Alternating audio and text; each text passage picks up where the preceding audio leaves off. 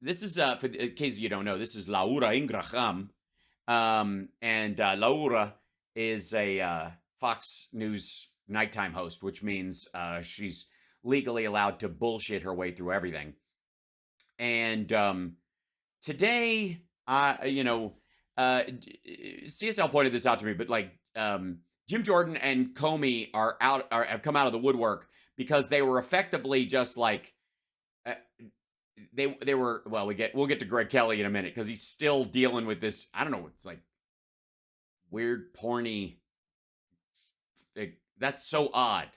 It looks like Greg's confessing to his fetish. I don't know what that is. But Comer's all over the place finally. He was gone for a while, and now he's back out like selling this stuff. But the biggest message I keep seeing everywhere is this ridiculousness that China's getting everything it wants from Joe Biden. And I'm still waiting for them to explain it to me. So maybe this is in vain. Maybe I keep going to the trough and expecting there to be a floater. No. Maybe I keep going to an empty well. Oh, and my mic is quiet. Am I good? And my mic is very quiet. And I turned it up very loud. Is this a little better? Let's see.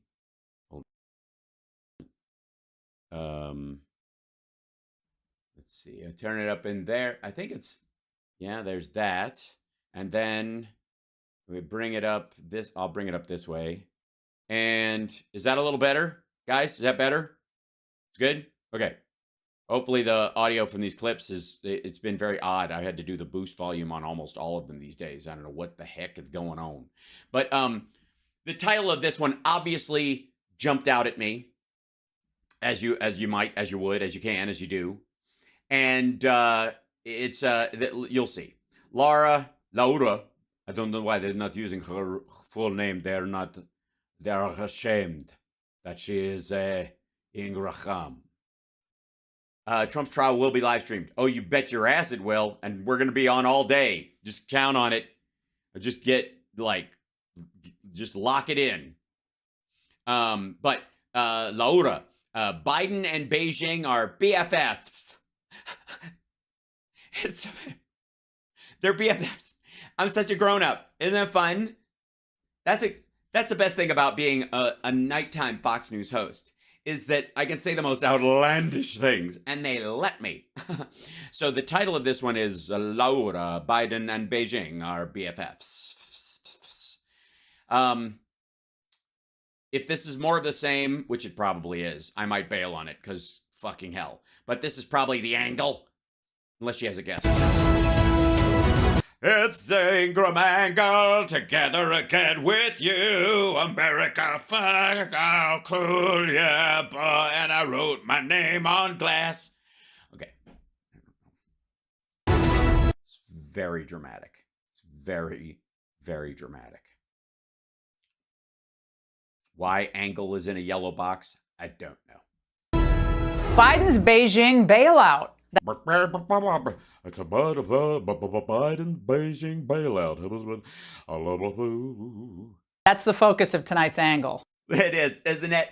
Biden's Beijing bailout. He's just gonna, he's taking care of his buddies. All right. Again, unless you actually have a drummer just off camera doing that cymbal swell, it's just over the top. I can't abide. Summer loving. Oh God, shut the fuck up. What are you doing? All right, this should be a dead giveaway right out of the gate. I can't fucking let her get me a fucking copyright strike. Jesus Christ. Right out of the gate. And secondly, if you're leading off with this, because like Biden and Beijing are getting sand in the weirdest places. I'm guessing the argument's going to fail pretty early. Yeah, dude, you don't do that to my girl. A blast. 3 very productive days, very full days here in China. I visited iconic American companies like Boeing and had a wonderful tour of Disney here in Shanghai. I've been there. It's a good time. It's very sparse, very empty. And but the Tron ride kicks ass. And I'm just saying, Disney, pack it up, bring it over here. I'm just saying, maybe Disney, Iowa, something in the middle. You know what I mean? And you got East Coast, Midwest, and West Coast. It's just a thought. And of course, I met Biden Commerce Secretary slobbering all over China.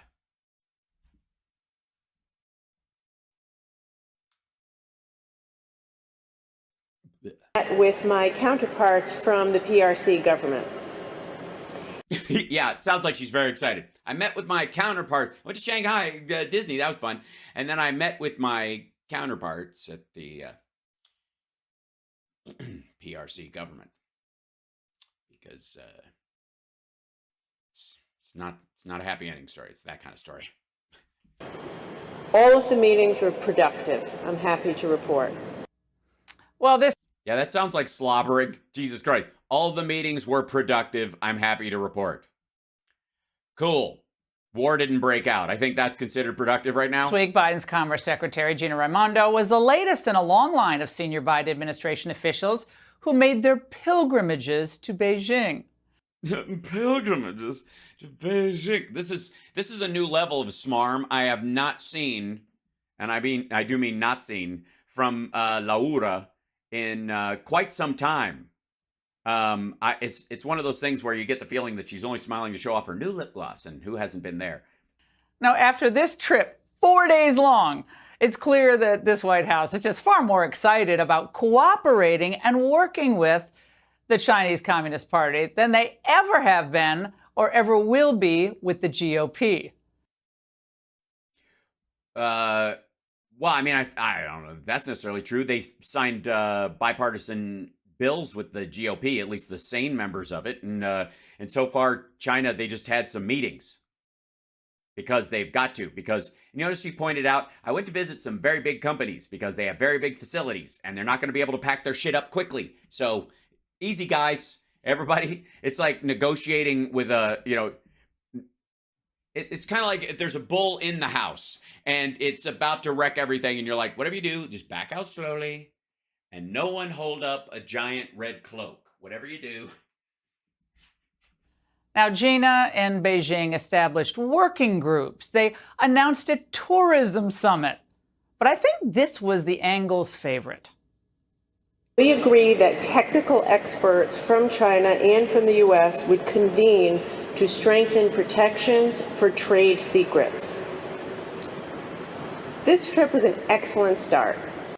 An excellent start. Yeah. Oh, you really? She didn't just sign off on everything right out of the gate? Hold on one second. I think there was a better version of that clip. Hold on. Let's see.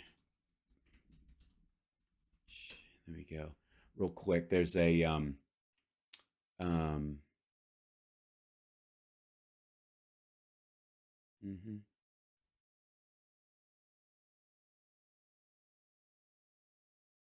Yeah, it's something like this. Hold on. Yeah, here you go. This is a better take on it. Hold on one second. Political hacks to make deals with China. And then we lose almost $500 billion a year with China. And we want to know what's wrong with us. What's wrong? What's wrong with us is we have people that don't know what they're doing, making deals with some of the smartest people in the world. They use their smartest, toughest, meanest people. We use dumb people. We use hacks.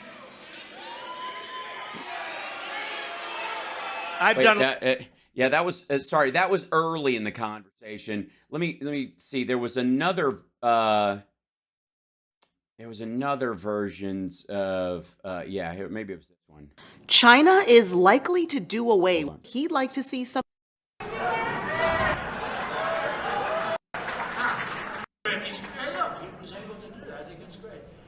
To give that a shot someday. Trump does have a history of admiring political strongmen. He's having dinner with him, but there was another, I think, even a better version of where they had a meeting. Let's see, what's the good one? Yes.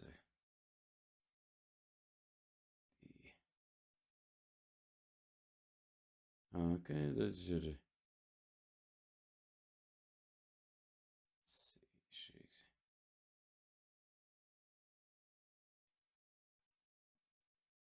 go. 1 second.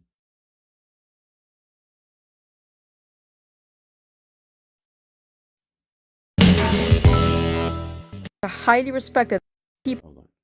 I don't want the edited version. I want the full version. Hold on 1 second. I'm trying. Here we go. Well, let's just do this one. And nobody was focused on 5G, but now they are. You been briefed on any of that? Do you Well, I have, messages and, Beijing and China? you know, I know President Xi. We're working on trade deals right now. We'll see what happens. Meantime, they're paying us billions and billions of dollars of tariffs, which is fine with me. But I know that they're working. I know that's a very important situation for President Xi. And you know, you could say what you said, but you could also say that he has allowed that to go on for a long time, and you know, it's been relatively. I think it's been relatively nonviolent. Do you believe that protesters should be allowed to protest on the streets in Hong Kong as they've been? Well, they are. I mean, they are. I don't think China stopped them. China could stop them if they wanted. I think that, again, I'm not involved in it very much, but I think President Xi of China has acted responsibly, very responsibly. They've been out there protesting for a long time. I've never seen protests like it where you have that many people. It looks like 2 million people. Those are big protests. But I think... Yeah, it literally had protests that size of his presidency. I hope that President Xi will do the right thing, but it has been going on a long time. There's no question about it. Yeah, we're talking. He's just a huge fan. Anyway, sorry, there was something about slathering praise upon Putin or something, or I mean, Xi Jinping or something like that. Wait a second. We're going to get trade secrets protection help from China? No, they're going to have a working group about it, which is basically an outline of further areas where they don't get our shit. Talk about the foxes guarding the hen house. Oh, thank God you work for Fox, and yet they were able to find a picture of a fox licking its chops outside of a... have you guys discovered Midjourney yet? Can you... you do realize you can make free AI art instead of just scouring for the shittiest picture you could... Never mind. I don't know why they don't have a series of Fox pictures. You do name... your network is named Fox. Never mind. I mean, do Democrats ever give Republicans the benefit of the doubt? Like... Yes, for far too long. they do with China? The answer would be no. Somebody's been taking like gesture lessons from Sean Hannity. And of course, all the climate change dances that Kerry's done with China, they're a complete joke. And the press spin has been hilarious. Politico cited the fact that China committed to regular conversations, and that represents a substantial step in restoring trust. That's hilarious. The title doesn't. Kerry's trip to China yields no breakthrough on climate. I think they were kind of direct. Does it? Maybe don't highlight the part where they're saying it didn't do very much, and take a quote out of the center of it. Wait a minute. Hold on. Now I've got to fucking look at the quote, don't I? All right. Politico. Okay. Politico.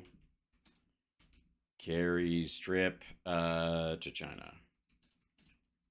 There you go. Yields no breakthrough on climate. Okay.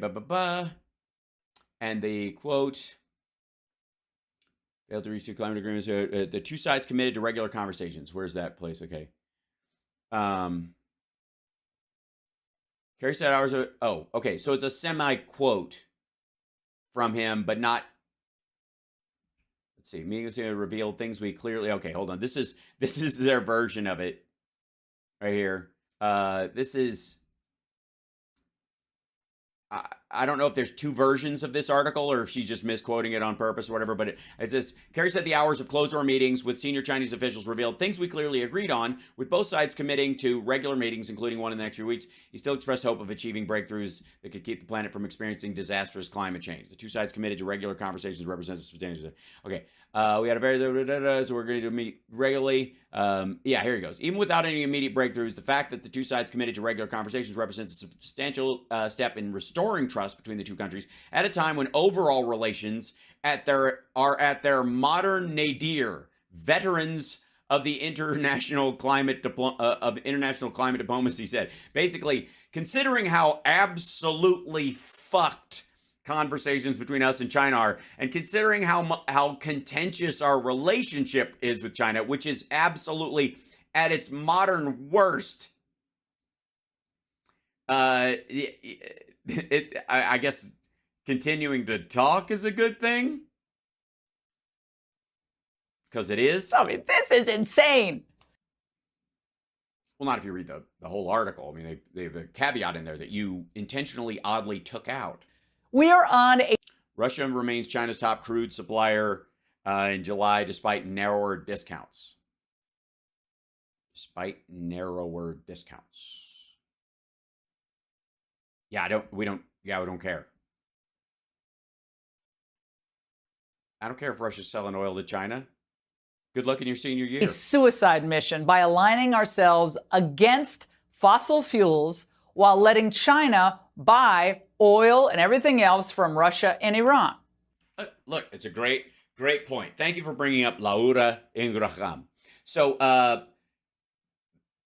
how do we stop them? I mean, there's only two ways.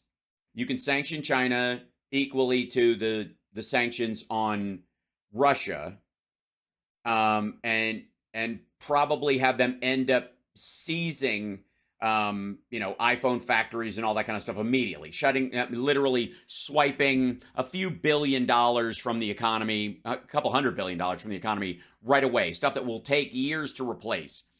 You can do that. That's one option. You can, let me see if I can find a map of the South China Seas, and I'll show you something. One of the other things, Laura, is you can, let's see if I can bring this up. Yeah, this is a better one. This is a longer one. There we go. Open this sucker up. There you go. We could, and this is probably more Laura's idea of a good time. But you could maybe we could put ships in the Strait of Malacca, and there would be a famine in China in about 6 months. Just block that pathway. I mean, you could probably, what's the number, Laura? How many Chinese people do we need to kill while we're negotiating our way out of our trade situation with them and moving factories elsewhere? What's the timeline? Was it, because why not just, I guess, wipe them out, right? I mean, it saves us some bombs. We can just let them starve to death. We just block that area. 6 months, most of them are dead.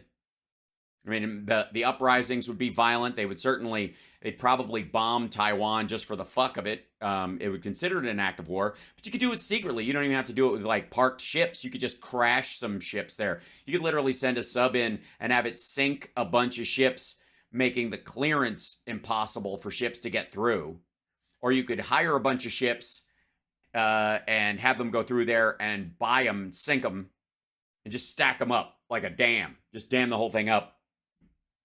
And by the time they work, they're already around and have to make a deal with Sumatra and go past this little place through Java and narrow waters that they couldn't get their bigger ships through, it'd be too late. I mean, you could do that. Is that the plan, Laura? Is that what we're supposed to do? Is that the gig? What do you think, chat room? Should we just straight up, again, because the other one is you could sanction them, but you're going to lose all of our companies that are in there. You can't get them out. Our soft extraction stops, and it's a hard extraction, which is fine. I mean, I don't know I'm not here to yuck anybody's yum. They're swimming in oil. We all Russia's swimming in? No, they aren't. They're not even turning a profit on it, dipshit.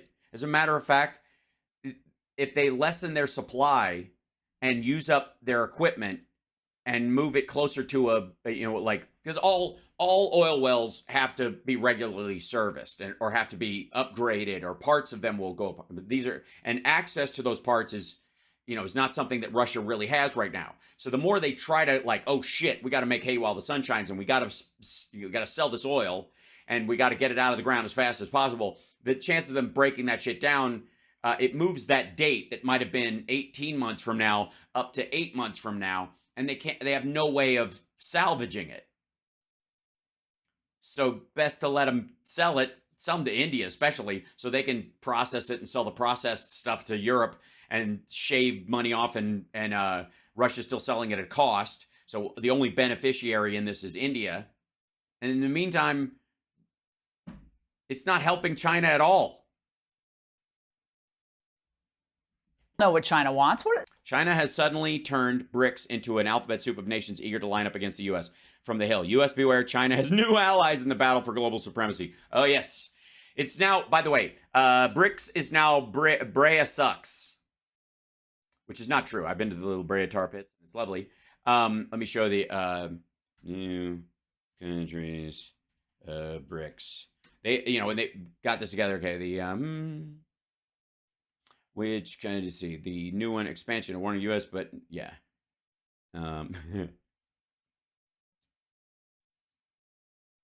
Yeah, there we go. Well, here you go. This is straight out of foreign policy. This is that standard left wing paper that somebody like Laura would obviously despise.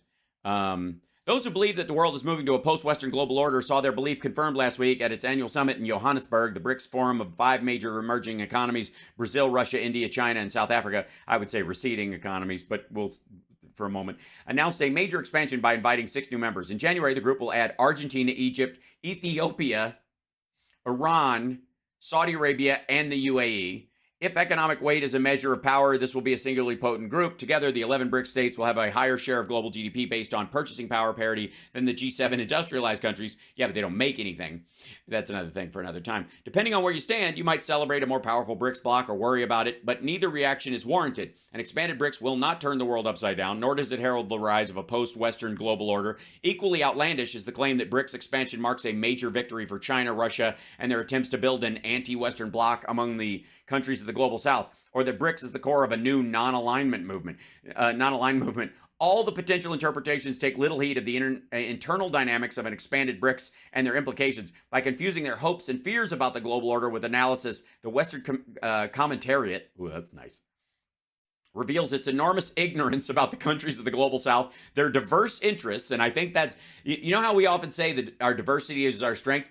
It is when you're inside one country under aligned under a constitution. Then diversity is your strength because you have different ideas for solving problems and different life experiences, and everybody can chip in. But the general idea, nobody's operating on a diverse rules structure. Everybody kind of wants the same thing, maggots aside, I suppose, but we all want to live under that particular type of rule of law. These countries don't.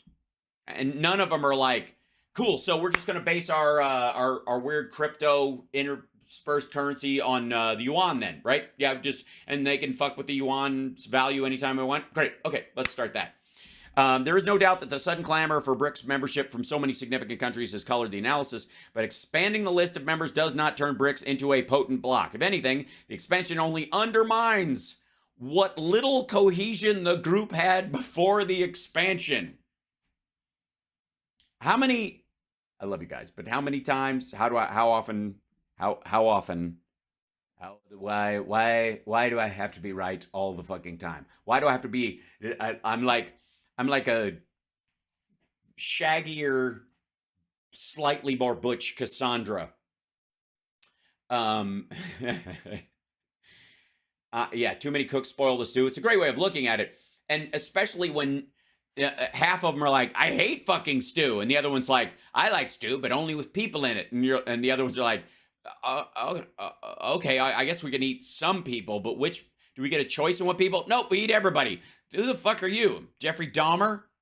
By the way, you're watching House Sparks Mega Worldwide. I forgot to mention that. Like, subscribe, support the show. Patreon.com. Tomorrow's the first of the month, so joining now is a good time. It's a good time to do it. Help out. Yeah. So the adding like Egypt and Ethiopia to it, and you think the Saudis and the UAE are going to acquiesce to the yuan being the primary trade point? And a lot of what the Saudis and the UAE, more the Saudis than the UAE, but the Saudis definitely want sort of technical expansion in tourism. They're looking down the barrel of 10 years from now where, oh shit, we got to make sure the Chinese tourists come here to see our big Death Star trench city that we're building or any of that shit. So, all right, where were we? Laura, is this it? Yeah, okay. Oh no, that's Trump praising. There she is. U.S. beware, China's new allies. This is so stupid. Of course we know this. They want to supplant America on the global stage. Yeah, good luck. Wait, yeah. You know what? Anybody want to start holding your breath now, or should we should probably wait till like what? Tell you what, in 2045, we'll get back together, we'll powwow about when we'll start holding our breath, right? Okay, hold on one second. I know. Here we go. In part by beginning the process of de-dollarization. Jesus Christ. Look, I don't mind dumb talking points, but this one is so last August. Which would, like a year ago. Would be a direct hit to our middle class and the end of America's superpower status.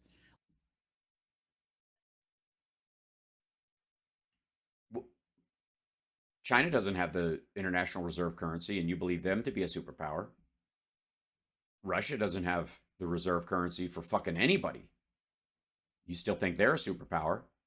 Laura, I'm very concerned. I'm very confused. I'm very upset. I don't know why you shit on America the way you do. Because in all fairness, de-dollarization is not fucking happening, no matter how much you and Gal Luft hope so. But even beyond that, you keep telling us all the time that we should be afraid of Russia and China because they're superpowers and we got to deal with them, and there's going to be a nuclear war if we don't bend over backwards or forwards, I suppose, in Trump's case for Vladimir Putin or Xi Jinping. They don't have the world's reserve currency. You really think that's the only thing America has? I mean, never mind. It's not going to fucking happen, but that's, yeah. Talk about that in a moment. Yeah, please do, because we're waiting with bated breath. But the globalists, they're not preoccupied about China's economic outlook. Pep talks up top, gloom on the ground. From Vivian Wong, August 20. Yes, because China's fucked. And about what happens to the working class here. Certainly not worried about Americans' decline in general. We're not actually declining, asshat. They're too worried about China's economic problems. No, I think that's a conversation about the impact that China's economy slowing down would have on the entire global economy, of which we are a part, but we're almost uniquely an island protected from the worst impacts of it. Which we know are growing exponentially. And they're worried, the Biden people, about managing China's decline. Yeah, while we get our companies out. New York Times columnist and supposed... hold on. Brett Stevens. Let's start with the removal of the Trump administration tariffs. Yeah, that's not going to happen. Hold on. Now I got to jump over to this one. You can't... All right. I don't know who Brett Stevens is. Give me 1 second. That's the... how do we manage China's decline? Well, oddly, he didn't say how do we stop it. So just manage it. Just let it happen. Yeah, here's the quote she's got on the boards, kids. That's my best response to China's economic woes is American economic magnanimity. Magnanimity.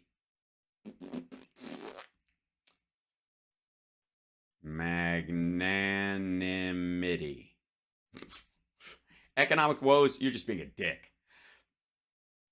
Economic woes is American. That could start with the removal of the Trump administration tariffs that have done so much to hurt American companies and consumers as they have the Chinese. Not even remotely close to true. Let's see. Let's start with what this fucker's talking about. Okay, first of all, Yahoo now. This is Brett Stevens, opinion columnist, who clearly what does he do in the what does Brett do in the Biden administration? Let's see. Brett Stevens has been an opinion columnist for the Times since April 2017. I don't remember who was president in 2017. Somebody have to remind me. He won a Pulitzer Prize for commentary at the Wall Street Journal in 2013. Previously, he was editor-in-chief of the Jerusalem Post. So he's currently not a member of the Biden administration, is what you're saying. Okay. Cool. The scientist who foresaw China's stagnation, the problems with China's economy start at the top. What can replace China as a global economic engine? Yeah, they all seem like they're just clamoring for it. How do we manage China's decline? Not stop it. How do we manage it? But this is apparently, I don't know why this is in Biden's lap, but we'll find out. Republican Bret Stephens is just one of many in the Republican Bret Stephens orbit pushing some type of U.S. bailout of Beijing. U.S. bailout, it just means easing the sanctions so they can sell a bunch of shit on the cheap. Basically, it's like knowing there's going to be a fire sale and just bringing water to, to start spraying water on the stuff you might want to buy later. Now, let's drop the Trump tariffs on Chinese imports, he argues, because he's a fucking Republican. That would be showing, I love this, American economic magnanimity. Regular people, you don't get that magnanimity, but China should. Now, you can't. Oh, sorry. I keep forgetting to change the fucking screen. Sorry. And she was reading from it, so it kind of worked out. I'm just saying it was like a good accident. But she was against the rescue package. Let me just put that out there. So the COVID support, the money that they were giving out, the child income tax credit, all that stuff. She's against it. So fuck off with this magnanimity bullshit that, you don't deserve it. The American people don't get that from Washington, but moron, you're against it. You're against all that stuff. Not make this up. Think of where we are right now. Okay. What's the stock market right now? 34K, something like that, plus, where we have 6% inflation. All the countries that she says we're supposed to be afraid of are, if they're not at 20 to 25%, or up inflation, they're in China's situation where they're facing deflation and a collapse of their real estate market. With our trade deficit. Look at this. So we're just helping our enemies now. Jesus. With China. It's a complete nightmare. We've gone from $308 billion in 2020 to $352.9 billion in 2021 and a staggering $382.3 billion last year. But none of this is enough, frankly, for Janet Yellen or Gina Raimondo or Brett. By the way, there's a reason why we have a trade deficit with China. And that is because Americans, more Americans than she fucking has any idea, have started Amazon drop shipping businesses or have created products themselves and have them made in China. Not just MAGA hats and Trump ties and every fucking piece of golf wear at Trump's facilities and his gift shops at Mar-a-Lago and Bedminster and all these fucking places. Everything you buy in there is from China. Everything.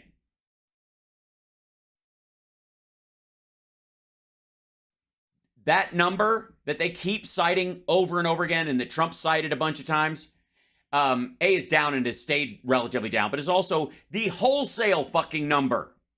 What do you think the average mom and pop store's trade deficit is with their primary suppliers, from whom they buy things for wholesale and sell them at a profit? That's the trade deficit with China. We're not interested in selling our shit to China because there's not enough people there, as many people as they have, to buy the high-end goods and services and the like that America has, or they're not allowed because we don't trust them and what they will do with it. Yeah.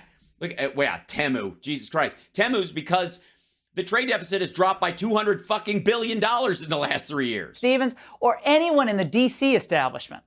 In fact, I actually think they'd be happier if we had an even bigger trade deficit with China.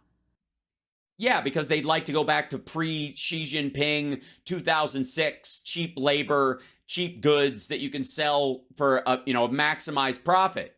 Right now, it's the profit on stuff from China is razor fucking thin. The only reason it's profitable is because their most favorite nation's trade status gives them the ability to ship things to the United States and from their arrival straight to your house, not pay any shipping. Unlike shit that's made in the United States, where if you make something here and you need to ship it to somebody or you need to mail it to somebody, you got to pay full freight. The Chinese do not and have not for a long time. He wants to go back to that. Those businessmen want to go back to that. And they'd be euphoric if we were even more dependent on China. Also, hang the fuck out. Why? I know she's not addressing me because, you know, I'm below Laura. You know, she's not interested in a, you know, 5'9" girly man with the, you know, visible abs.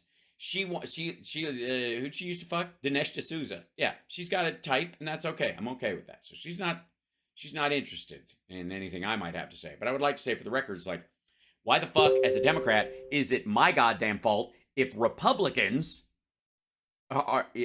kill my biz competition with the free shipping? Exactly, CSL. Why is it my fault if Republicans, her audience, are arguing for pre-Trump free trade?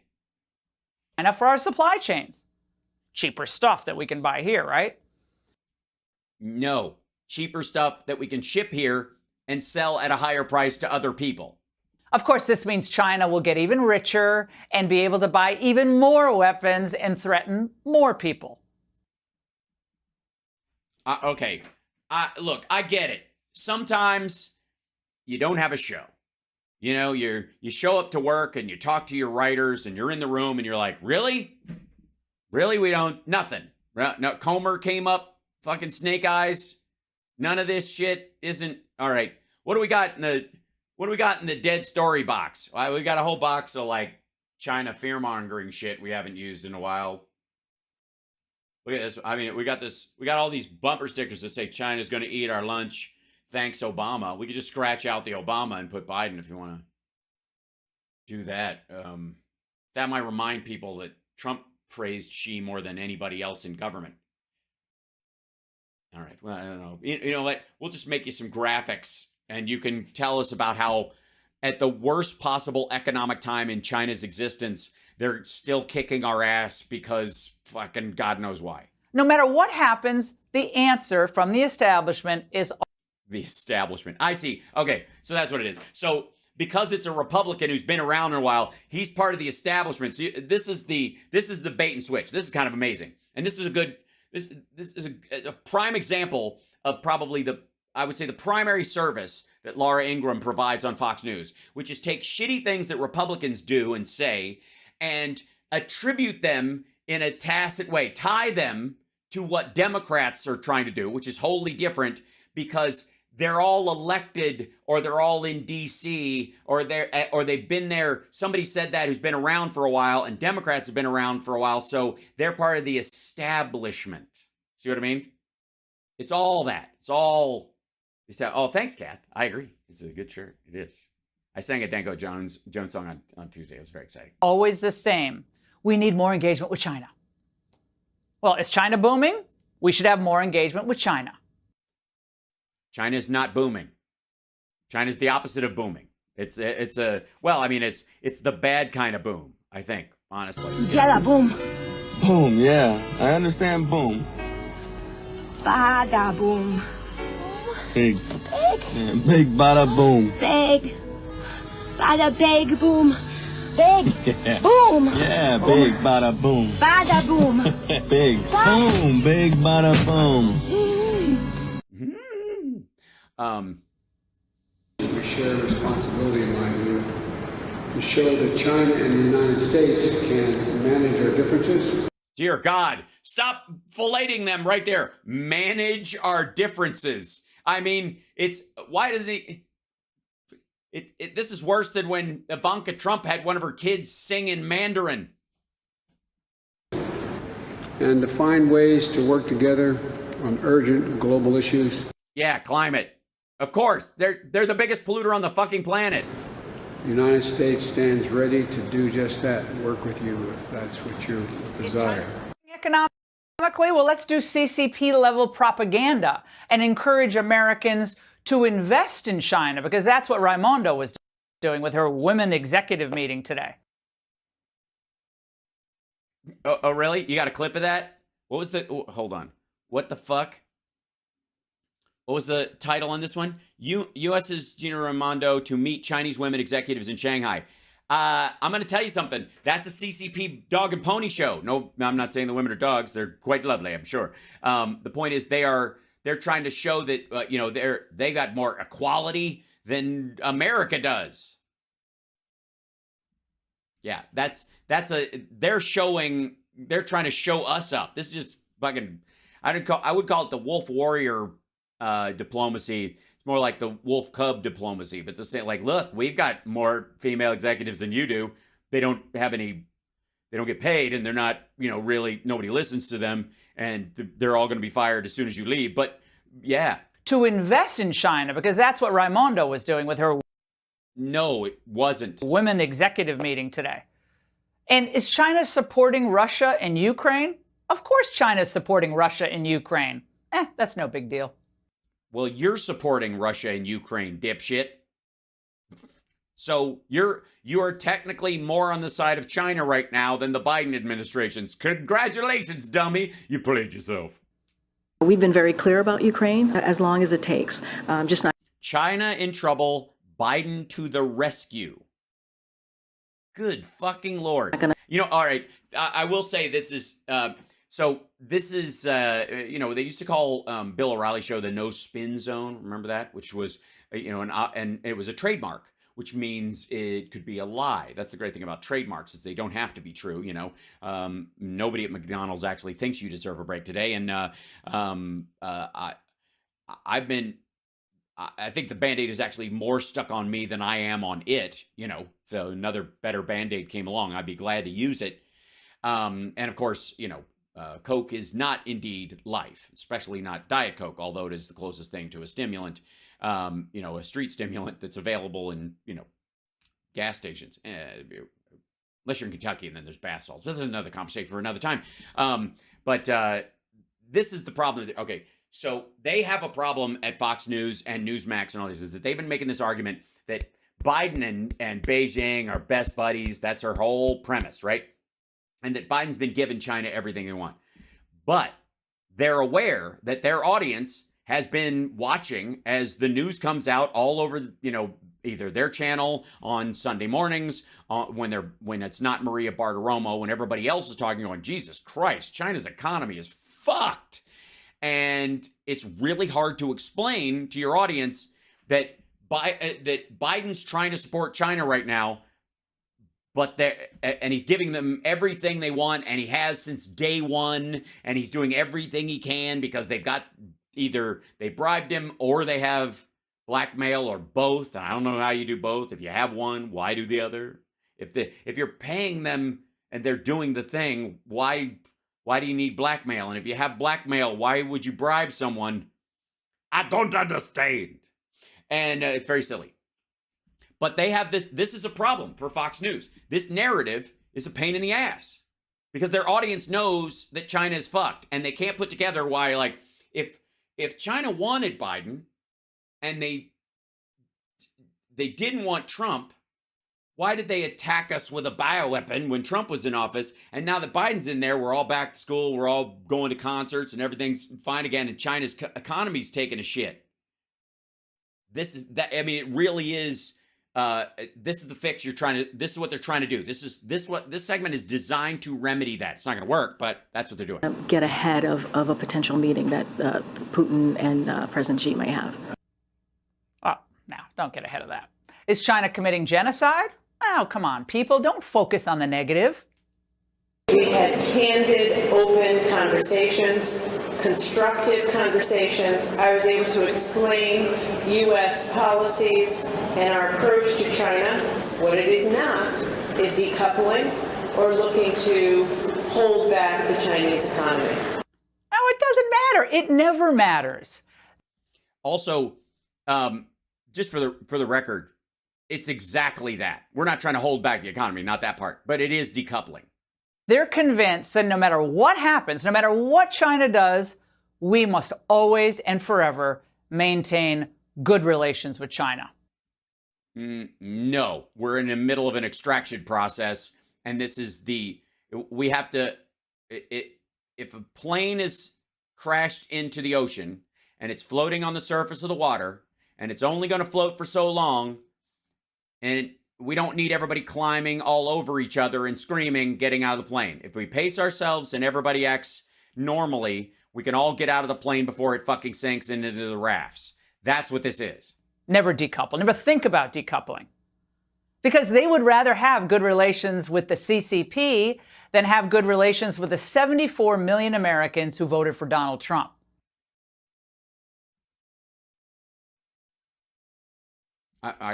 Should there be a summit? Is that what you're proposing? For the record, technically speaking, Biden gets fewer death threats from the Chinese. Everybody in the United States gets fewer death threats from the Chinese. Because they like, which is, by the way, not zero, the Communist Chinese Party and how they do business better than they like the Trump voters and all their old traditions. Why? They're almost identical. Xi's built his entire thing on a cult of personality. Trump is envious of it. He wishes he had it. As long as they can get away with it politically, the establishment will always... The establishment, guys, it's the establishment. The establishment, like all the people who are in like DC, like working on the government. I mean, it's the government, guys. ...prioritize helping the CCP over helping any of you in Middle America. One moment, please.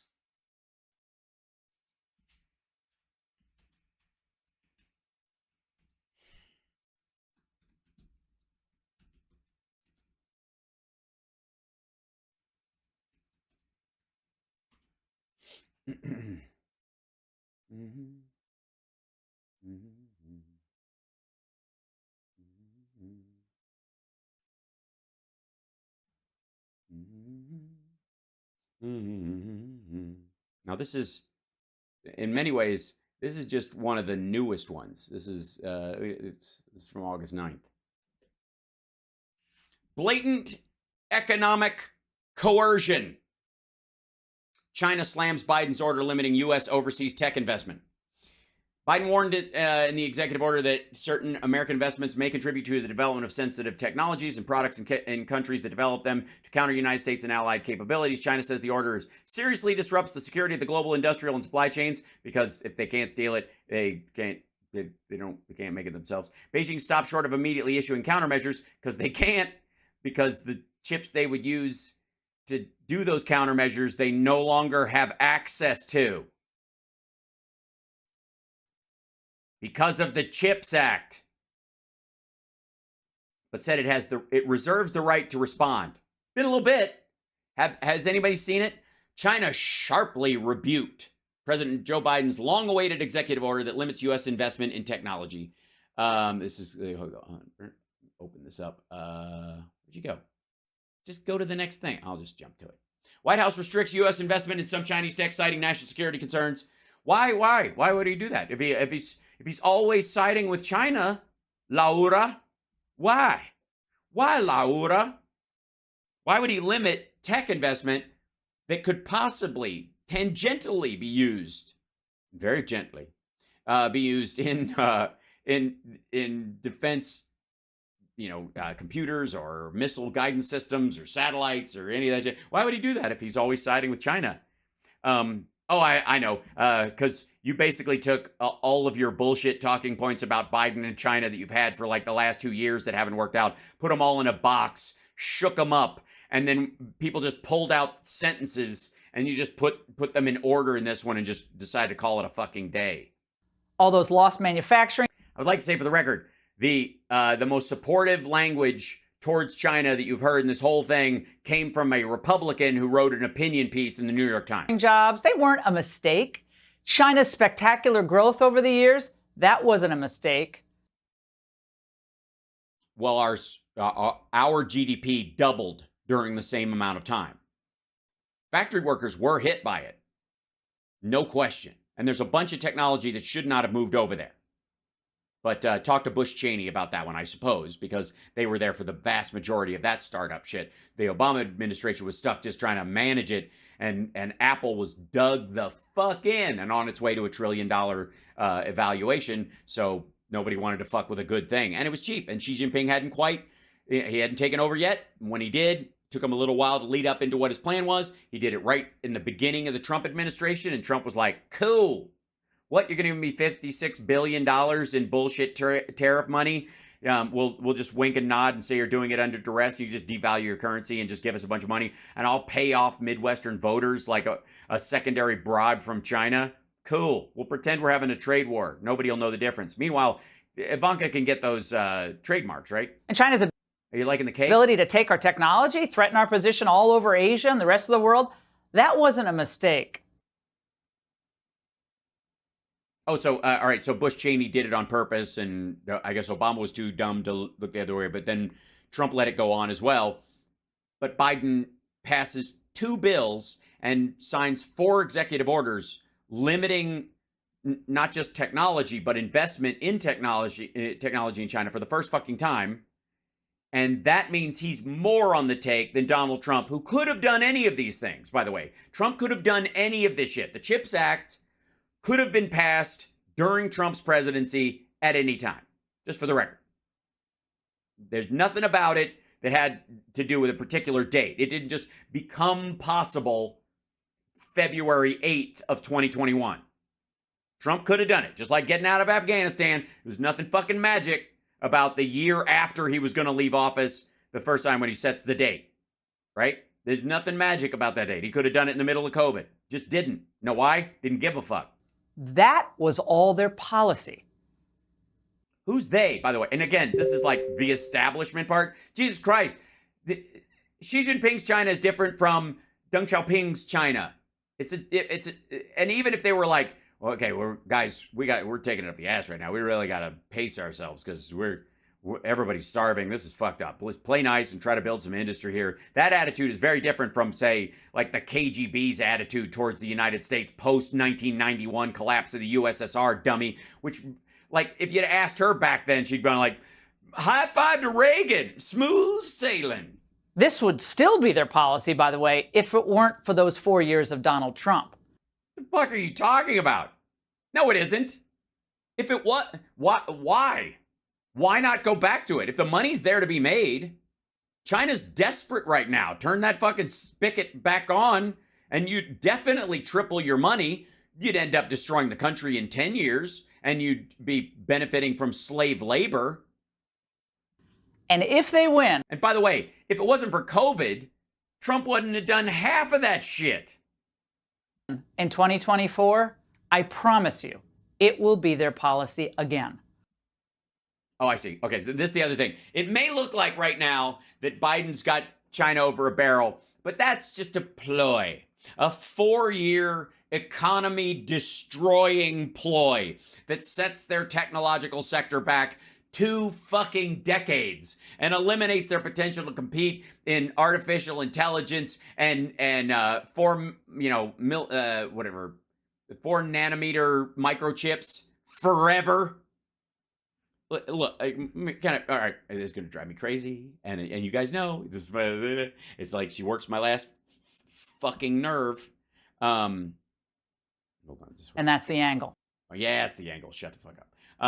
Hold on. Let me show you this real quick. China exports.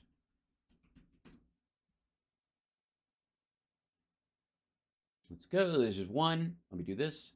And then I'll go to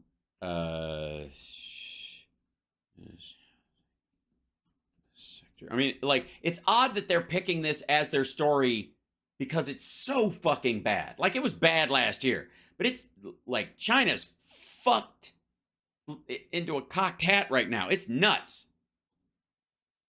There we go. Jesus Christ. Like, there's one, okay, and the, let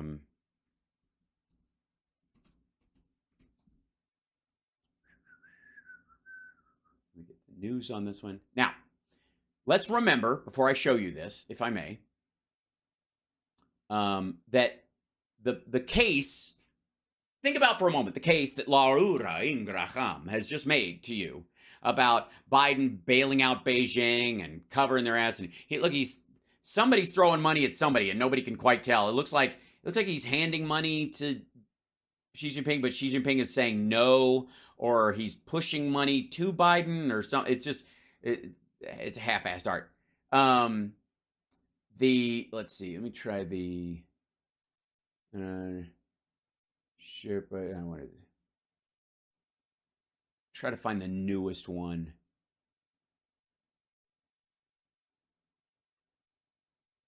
Yeah, this is the most recent, because it's all bad.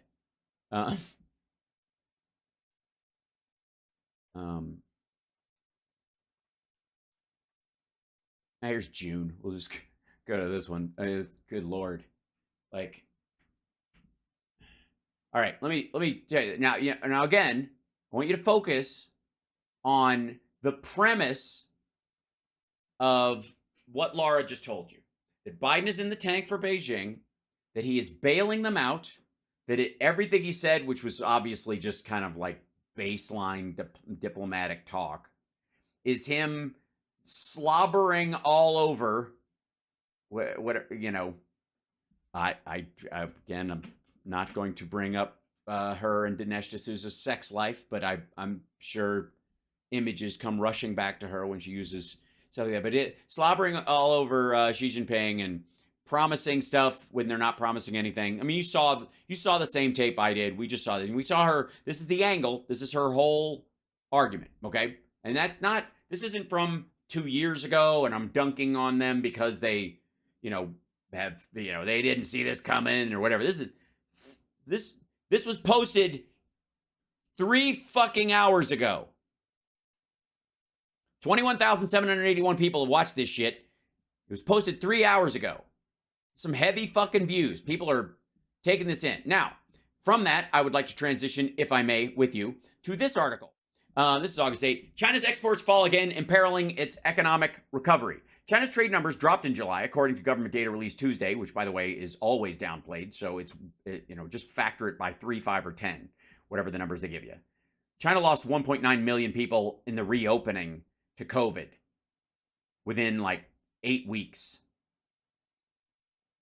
1.9 million people. There are, even if you don't believe my numbers that it's closer to 20 million during the entire COVID pandemic, during the years, and not this, or you're a little, think the 4,000 number that China kept, or 6,000 that they posted up, and then they shifted to 60,000 because they were like, this is embarrassingly low. Nobody's going to buy this. So they just added a 0 to their 6,000 number and rounded it fucking off and just left it there.